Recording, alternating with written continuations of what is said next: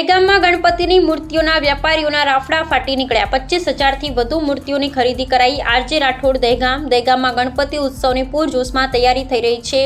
દહેગામમાં જાહેર રસ્તા પર વ્યાપારીઓ મામલતદાર કચેરીથી શોપિંગ સેન્ટર 4 રસ્તા ખાદી ભંડારથી પૂર્ણિમા હાઈસ્કૂલના 4 રસ્તા સુધી ગણપતિની મૂર્તિઓના સ્ટોલ ખડકી દેતા આ વર્ષે ગણપતિની મૂર્તિના વ્યાપારીઓના રાફડા ફાટી નીકળતા ટ્રાફિક સમસ્યા જોવા મળેલ।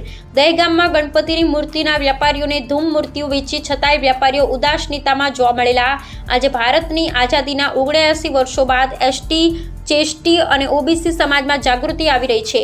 મૂળ નિવાસી સમાજ હવે ધીરે ધીરે અંધશ્રદ્ધામાંથી મુક્તિ લઈ રહ્યા હોય તેવું જણાતા વ્યાપારીઓ મુશ્કેલી વધી જવા પામી હતી। આજની માથાતોડ મોંઘવારીમાં માનવી સમાજના રીતિ રિવાજોમાં, લગ્ન પ્રસંગોમાં કે તહેવાર મનાવે આવી વિટંબણાઓથી માનવીને જીવન જીવવું દોયલું બની ગયું છે। હવે તો મૂળ નિવાસી સમાજ અંધવિશ્વાસ અને અંધશ્રદ્ધામાંથી મુક્ત થઈ રહ્યો છે।